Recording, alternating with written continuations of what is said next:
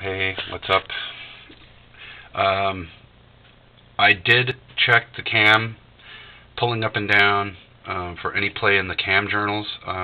Putney's told me that he's noticed that on a couple inches he's done now, they found this freak miss and wreaking havoc with the rockers and how they wear and all this stuff. And he said that it was the OEM cam is a different diameter in the journals um, than the engine builder cam. And this was actually one engine builder that he dealt with, and another was another type of cam. Um, uh, and he thought that that might be an issue because the guy that did my cam, obviously most of you have seen it, what a terrible job he did and how badly it was just munched within 1,200 miles, not even that. And yet my rockers looked okay. They were definitely usable, and you can see now 2,000 miles later the cam doesn't look awful, so yeah, maybe he just, I don't know, did the boring for that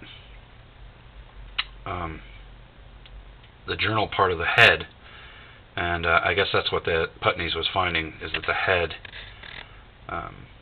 wasn't done according to the new cam that they put in, and they had an issue. So I just thought I'd let everybody know. That's what I was told. So I did pull on the cam. I didn't feel any play up and down in the journals, and I pulled left to right and up and down on the rockers against the shaft, and I can't find any play in them at all. I mean, I'm very carefully keeping them off both sides so that I don't bump anything and get distracted by that or misled. And they seem okay, but it really doesn't mean much until you get into the fine thousandths of everything. So we'll see.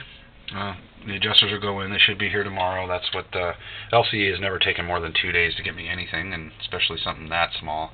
But it is going through the regular post office, so maybe I'll be doing this next month. I'm just kidding. All right. I showed some pictures to Ted and Todd of how my chain seems to be riding right on this guide, and it's not much different than when I took it out, and my guide wasn't in pieces, my original one, and how this one is so far. You said it looked okay, so and there I always check that the dimple is 1 before the gear. On the Dizzy gear, it's definitely right on 1 and good to go as soon as they come. So we'll see. Again, talked to Putney's, and he also said, if I get this all back together with the adjusters, I'm still having drama, just pull the whole assembly and send it to him. And even while I have it out, why not just send him the cam just for him to triple check everything? He'll do it, for me. Just put it on his crazy machine he has got. And then I guess he's having a harder time, just so you guys know, I guess, getting rockers, because, such a demand more and more for these motors, I guess. And people rebuilding them and such, so I don't know. As far as I know, he just cleaned these up, especially from some of the markings on them, on the tops and adjusters and stuff. They're not brand new. They were my original rockers, so they are aluminum. So alright guys, well, anyway, I will get them in as soon as I can, and I'll post back, and I'll probably just drive it to 500 miles and adjust them and see what happens. Also, I have this Remflex gasket in. I think I did it right. It says 50%, don't over torque them.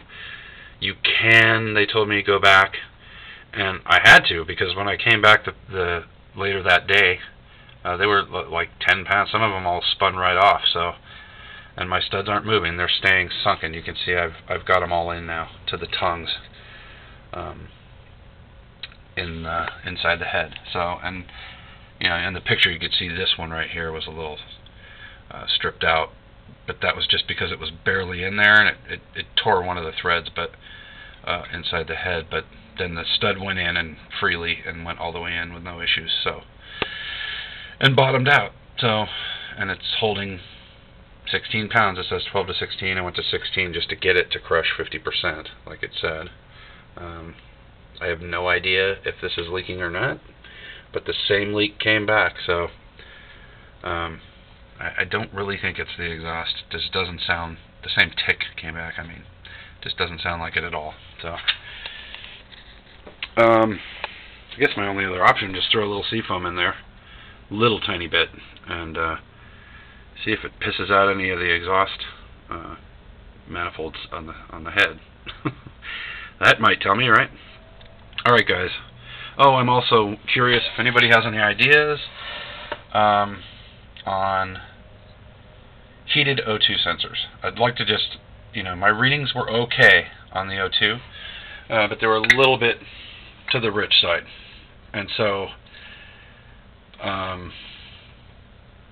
that could be related to other things in here, but I mean, it's definitely could have something to do with it being so much further back, and I guess Putney's and other guys have dealt with that when they're dialing in hinges, and they find it did make quite a difference in some cases with how rich or lean they ran.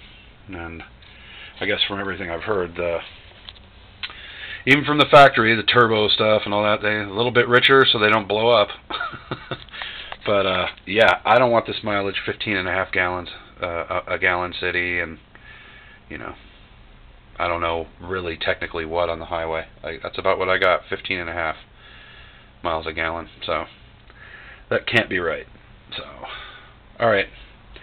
I appreciate it, guys. Any ideas on any of that stuff, I'd be grateful. And I just thought I'd fill you in on a couple things I was told today. All right, thanks.